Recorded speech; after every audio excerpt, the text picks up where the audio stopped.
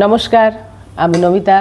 এক ঝলক চলে আসি, আমার সাথে একটু আলোচনা করি। আজকে আপনাদের সাথে একটা ছোট্ট বিষয় নিয়ে একটু আলোচনা করব। তো সেক্ষেত্রে বলি যে আমি অনেক সময় অনেক সুযোগ পেয়েছি, মানে এটা আমার লাইফে বড় সুযোগ যে সারাক্ষণ অনেক দিদিদের মাঝে থাকি, অনেক মায়েদের মাঝে থাকি।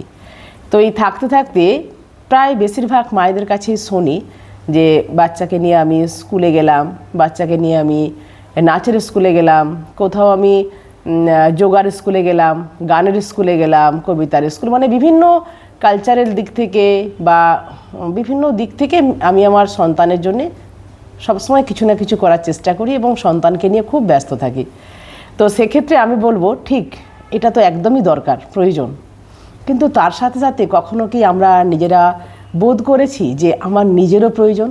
যেটা আমি আমার সন্তানের জন্য ভাবছি এটা কিন্তু আমার নিজের জন্য প্রয়োজন। কারণ একটা বয়সের পর আমরা নিজেরাই শরীরের দিক থেকে, শারীরিক দিক থেকে, মানসিক দিক থেকে খুব অসুস্থ হয়ে পড়ি। কিছু না কিছু সবসময় মনে হয় যে আমার মনে হচ্ছে এই প্রবলেমটা হচ্ছে, এই সমস্যা হচ্ছে, শরীরের মধ্যে হচ্ছে।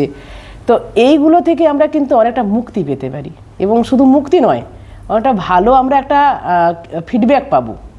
সেটা হচ্ছে যেমন যোগার স্কুলে বাচ্চাদের ভর্তি করি, বাচ্চারা অনেক ছোটাদৌড়া করে, সেখানে মায়েদের কাজের একটা সঙ্গে সঙ্গে মায়েরা সবসময় একই কাজের সঙ্গে বেশি ব্যস্ত হয়ে পড়ে। যদি কখনো একটা মায়েরা মনে করে যে আমি আমার সকালের 1 ঘন্টা টাইম আমি দেবো আমার একটা নিজের শরীরচর্চার জন্যে, তাহলে কিন্তু দেখবেন এই মাটা তার নিজের শরীরটাকে সুস্থ রাখার একটা বড় জায়গা পাবে।